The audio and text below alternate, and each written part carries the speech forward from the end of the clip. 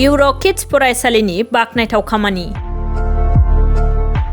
मावरिया आश्रमाव थानाय गथ'फोरनो सोलोंथाइनि गोनां मुवा बेसाद, जाग्रा लोंग्रा आरो गानग्रा जोमग्रा दान हैदों।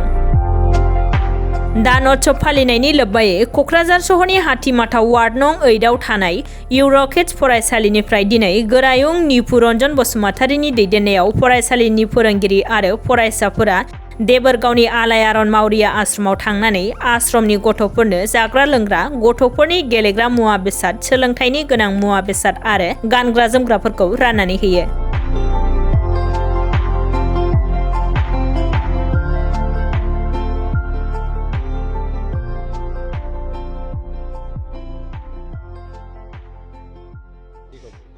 तारमाने जोंनि इउर'किड्सआ एभ्रि इयार अक्ट'बरनि फार्स्ट विकखौ दान उत्सव होननानै फालिनाय जायो आरो बे दान उत्सवनि फालिनायनि मेन उद्देश्यआ बेनो जे उन्दैफोरखौ जोंनि स्कुलाव 2.5 बोसोरनिफ्राय जों एडमिसन लायो। माने लाइफ स्किल्सफोरखौ जेखौ रोंनांगौ, बुजिनांगौ, हलिस्टिक डेभेलपमेन्ट मोनसे लानो थाखाय बिभिन्न प्रग्राम लायो आरो बेनि गेजेरावनो नैबे दान उत्सवआव मोनसे बे जाहैबाय दान होनाय, डनेट खालामनायखौ गथ'फोरनो उन्दैनिफ्रायनो सोनानै होनाय। जे इंलिसाव मोनसे होननाय दं, शेयारिं इज केयारिं होननाय। दा बे जिनिसा जाहाथे उन्दैफ्रा उन्दैनिफ्रायनो बुजिलाङो, सोरनोबा डनेट होनांगौ, सोरखौबा शेयारिं खालामनांगौ बेखौ। आरोबाव मोनसे जे जोंहा बे दुनियाव बयहाबो खाफाल गोनां जाया, सोरहाबा पेरेन्टस थायो, सोरहाबा पेरेन्टस थाया, सोरहाबा सिंगल पेरेन्टस थायो बा सोरहाबा सासेबो थाया। दा बेबायदिनो गथ'फोर दङ बे आश्रमाव। खायफाना पेरेन्टस दङब्लाबो सिंगल पेरेन्टस दं आरो खायफाना गैया। दा बेनि फिलिंसफ्रा माबायदि बेखौ जोंनि जोंनि इउर'किड्सनिया जे अनुभब खालामनो मोन्थों होननानै बे प्रग्रामखौ लानाय जायो आरो अल अभार द वर्ल्ड जेसेबां इउर'किड्सनि सेन्टार दं बेखौ बे फार्स्ट विक अक्ट'बराव बेखौ फालियो दान उत्सवखौ। दिनै मा होफैनाय जादों, मा बुस्थु लानाय जादों? दिनै जोङो जिहेथु बेयाव क्लास 5सिमनि गथ' थायो नालाय, बे हिसाबै जोङो बेयाव खाथा लाबोदों, कलम लाबोदों, राबार, कालार, पेन्सिल्स, आरोबाव लोगोसे गेलेग्रा माखासे लाबोदों। मानो होनबा उन्दै बैसोनिबो दं नालाय, गानग्रा जोमग्राबो होफैनाय जादों आरो ओमफ्राय चक्लेट्सफोर थाबाय, गेलेग्रा जिनिस माखासे थाबाय। बर्थमान लोकेसन दं एनरलमेन्ट हिसाबै माबायदि?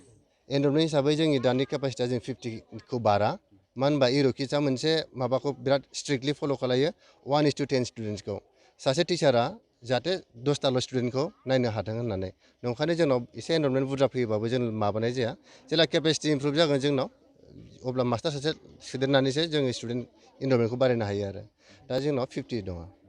হয়, আমাৰ উদ্দেশ্যটো হ'ল সৰু ল'ৰা ছোৱালীক শিকোৱাটো, পজিটিভনেছ সিহঁতৰ ভিতৰত আনা, যে দান কৰিলে কি হয়, চেৰিটি কৰিলে কি হয়, নিজৰ বস্তুবিলাক শ্বেয়াৰ কৰিলে এটা হেপিনেছ আহে, সেইটো বস্তু সিহঁতে যাতে বুজি পায় সেইটোৱে বিচাৰিছোঁ আমি। সেইকাৰণে আমি এইটো দান উৎসৱটো পালন কৰি আছোঁ।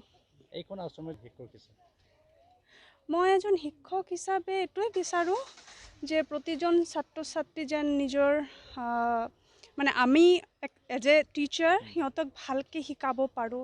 খালি পঢ়া শুনাৰ নহয়, মই সকলো এটা বাচ্চাক ডাঙৰ দীঘল কৰিবলৈ বিবেক বুদ্ধি, প্ৰেজেণ্ট অফ মাইণ্ডছ, তাৰপিছত পঢ়া শুনাৰ লগতে কেনেকৈ মানুহৰ লগত বিহেভিয়াৰটো, মেনাৰ্ছবিলাক, সেইবিলাক চব বস্তু দি আমি সিহঁতক ডাঙৰ দীঘল কেনেকৈ কৰিব পাৰোঁ সেইটোৱে বিচাৰোঁ।